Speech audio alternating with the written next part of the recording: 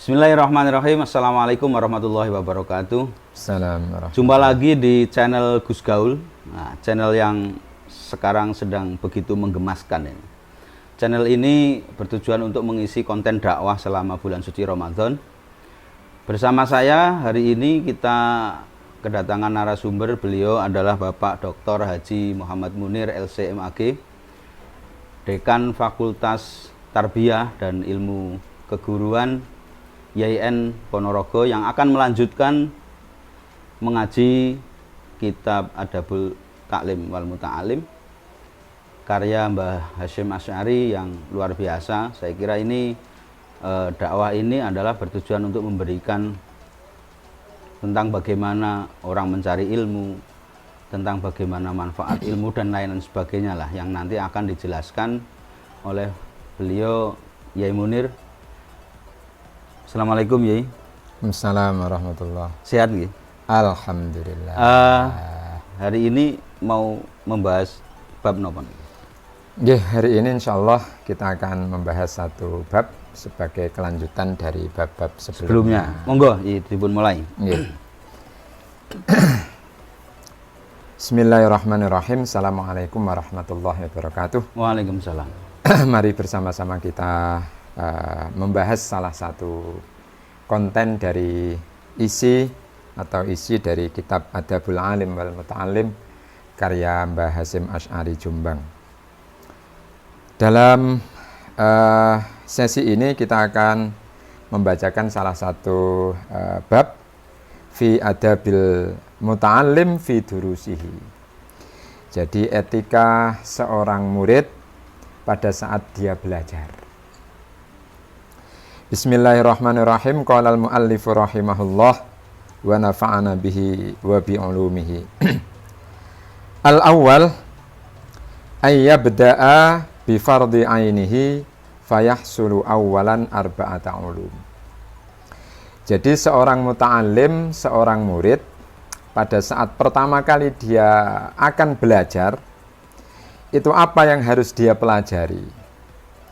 Menurut Mbah Hasyim ini ada 4 ilmu yang diutamakan atau yang diprioritaskan untuk dipelajari pertama-tama oleh seorang murid.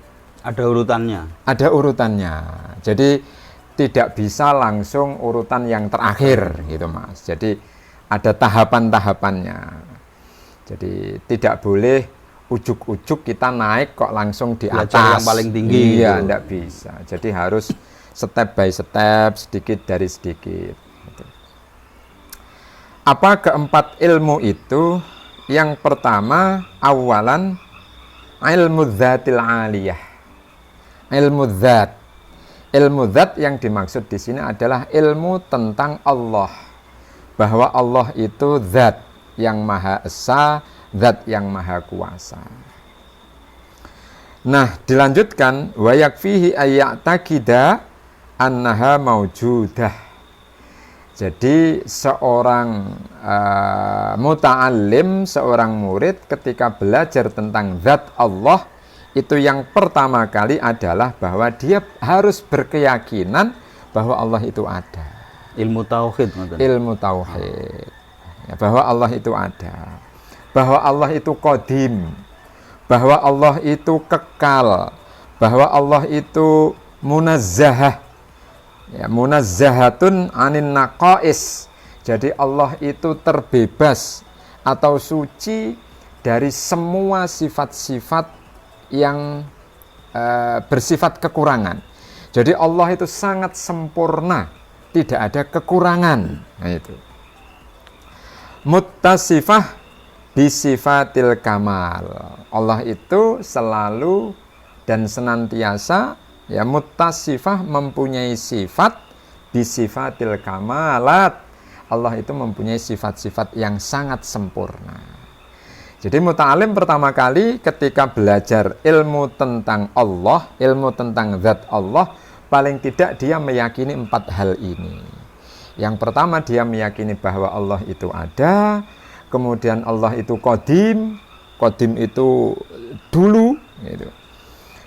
Allah itu kekal, Allah itu tidak mempunyai sifat-sifat kekurangan, tetapi sebaliknya justru Allah itu mempunyai sifat-sifat kesempurnaan. Ini ilmu pertama yang harus dipelajari oleh seorang murid sebelum mempelajari ilmu-ilmu yang lain. Nah, dari sini kemudian nanti masih ada ilmu-ilmu yang lain, misalnya tidak boleh ujuk-ujuk gitu kita mempelajari Quran, mempelajari tasawuf, enggak boleh. Tasawuf itu nanti urutan berikutnya, tidak di awal-awal. Kalau orang itu awal-awal belum mengenal Allah, belum mengenal Tuhan, kok mempelajari tasawuf, nah ini yang keliru. Belum mengenal Allah kemudian mempelajari, ujuk-ujuk mempelajari tafsir Quran, nah ini yang keliru. Karena sementara ini banyak orang yang seperti itu, ujuk-ujuk, dikit-dikit pokoknya Quran, dikit-dikit hadis. Nah, ini yang keliru. Jadi harus mempelajari Allah itu siapa, Allah itu bagaimana, dan seterusnya. Itu yang pertama.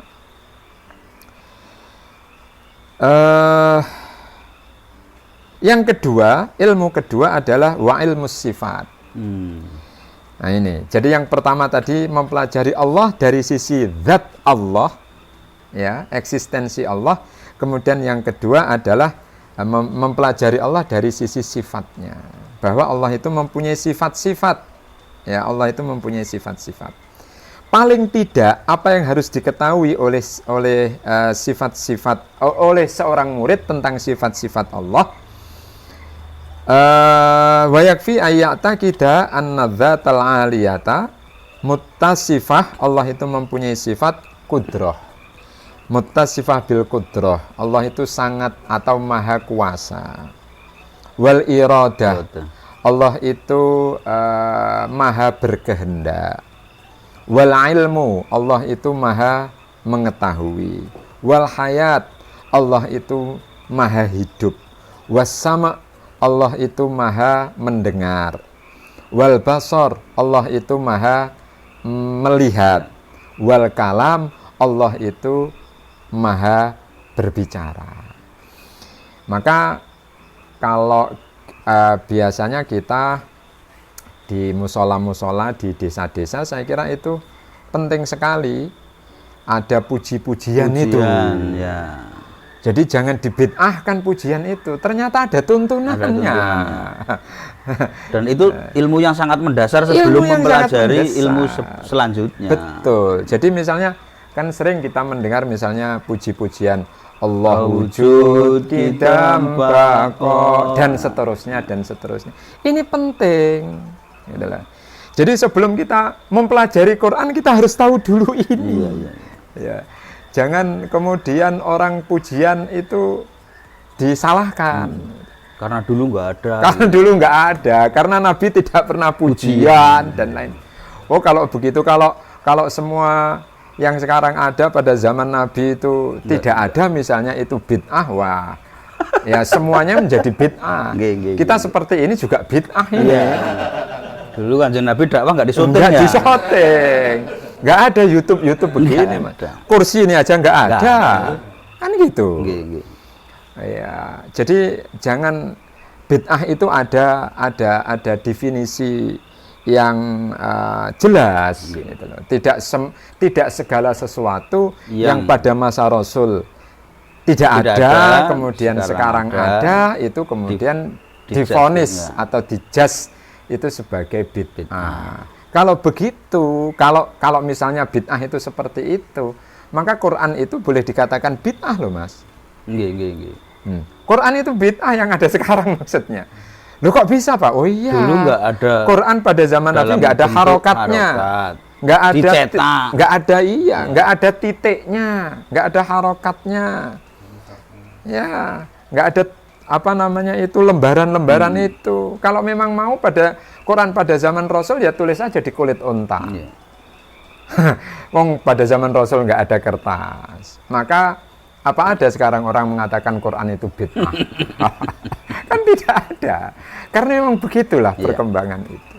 Jadi sekali lagi bahwa yang kedua kita ketika mempelajari ilmu itu harus mengenal zat Allah, mengenal Allah yang pertama dari sisi zatnya, yang kedua bahwa Allah itu juga mempunyai sifat-sifat. Ya.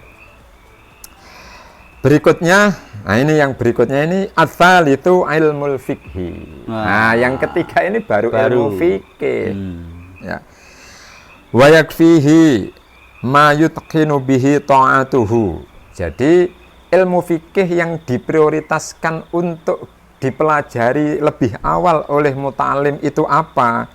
Itu adalah yang menjadikan yutqinu bihi ta'atuhu. Jadi agar ketaatan seorang murid kepada Allah ini bisa lebih yakin lagi. Jadi ketika dia beribadah itu jangan sampai dia ragu-ragu, ibadahku ini sah atau enggak ya? Itulah. Ini sesuatu yang sangat penting. Maka apa sesuatu yang menjadikan seorang murid itu agar yakin bahwa ketaatan dia kepada Allah itu benar, itu disebutkan di sini min toharoh. Toharoh. Jadi toharoh itu sangat penting sekali. Fikih dasar. Fikih dasar. Maka kalau kita membaca kitab-kitab fikih apapun yang dikarang oleh para salafus soleh, itu bab pertama pasti toharoh. Kenapa itu toharoh? Karena toharoh itu adalah dasar peribadatan setelahnya. Sholat tanpa toharoh tidak sah. Betul. Haji tanpa toharoh tidak sah. Betul. Dan hampir semua ibadah itu diawali dengan toharoh. Baik itu wudhu atau tayamum atau mandi itu kan toharoh. Itu ada tata caranya. Jadi tidak ujuk-ujuk gitu. Jadi harus tahu dulu toharoh. Bagaimana air itu bisa dipakai? Ini air misalnya bisa dipakai untuk wudhu atau tidak? Bersuci atau tidak? Ini air yang tohir mutohir atau air mustakmal atau air mutanajis. Maka seorang muta'alim di awal-awal harus tahu itu. Kalau tidak tahu itu bagaimana kemudian dia mau sholat? Seenaknya saja kemudian dia berwudu dengan air yang tidak diyakini ketohuronnya, maka itu menjadi sholatnya menjadi bermasalah. Karena dia sendiri tidak yakin apakah airnya itu air yang mutlak, air yang tohir mutohir yang bisa dipakai untuk bersuci atau tidak. Maka bab tentang toharoh itu bab yang sangat penting yang harus dimengerti oleh para murid di awal-awal dia belajar. Di awal-awal dia mencari tentang tolabul ilmi ini. Ya, saya kira keempat nih. Keempat ya. Oh ya. Satu lagi. Oh, ini masih panjang ini. Min toharoh. Jadi yang pertama itu tentang toharoh wasolah. Yang kedua itu tentang sholat. Tentang fikhus sholat. Karena ngendikanipun Rasulullah awwalu ma yuhasabu bihil abdu yaumal qiyamati as-sholah. Benjing yang pertama kali dihisab itu adalah sholat. Kalau sholatnya baik, maka semuanya amalnya dianggap baik. Catatan rapotnya bagus. Bagus semua. Tapi kalau sholatnya itu tidak baik, menjadi tidak baik semuanya. Nah, ini kan yang penting ini menurut saya, ilmu tentang sholat. Nah, ilmu tentang sholat ini kan dasarnya adalah toharoh tadi. Kalau kemudian toharohnya kita bermasalah, pasti implikasinya sholatnya juga bermasalah. Yang terakhir, di yang ketiga tentang fikih itu adalah fikhus siyam, puasa seperti saat ini.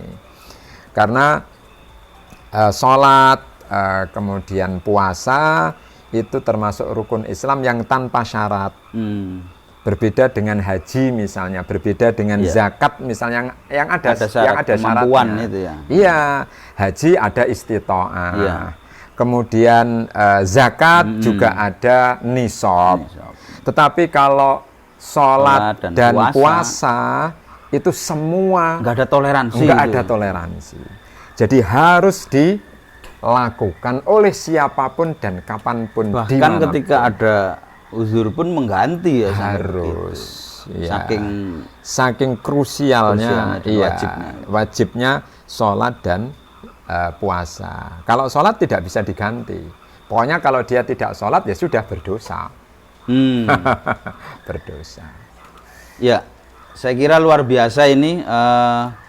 Ternyata belajar ilmu itu harus ada tahapannya, tidak ujuk-ujuk langsung belajar yang tinggi gitu ya, dari awal tentang ketauhidan, baru tentang fikih gitu ya. Karena ketauhidan itu melandasi segala-galanya gitu. Betul. Saya kira itu, terima kasih dan luar biasa ini sesi Gus Gaul kali ini, channel Gus Gaul kali ini yang bersama beliau Yai Munir. Kita tutup dengan doa, monggo. Ayo. Allahumma salli ala Sayyidina Muhammad wa ala ali Sayyidina Muhammad wa sallim wa radiyallahu tabaraka wa ta'ala an kulli sahabati rasulillahi ajma'in walhamdulillahi rabbil alamin. Allahumma ighfir lana wa liwalidayna warhamhuma kama rabbayana shighara. Allahumma ighfir lil mu'minina wal mu'minat wal muslimina wal muslimat al ahya'i minhum wal amwat. Rabbana hab lana min azwajina dhurriyyatina qurrata a'yun waj'alna lil muttaqina imama. Rabbana atina fid dunya hasanah fil akhirati hasanah wa qina adzabannar. Sallallahu ala khairi khalqihi sayyidina Muhammad wa ala alihi wa sahbihi wa sallim walhamdulillahi rabbil alamin. Al-Fatihah. A'udzu billahi minasyaitonir rajim. Bismillahirrahmanirrahim. Iyyaka na'budu wa iyyaka nasta'in. Demikian sesi kita kali ini, ngaji kitab Adabul Alim Wal Muta'alim. Kita akan lanjutkan di sesi-sesi berikutnya. Terima kasih, sampai jumpa lagi di channel Gus Gaul. Wallahul muwaffiq ila aqwamit thoriq. Assalamualaikum warahmatullahi wabarakatuh. Waalaikumsalam warahmatullahi wabarakatuh.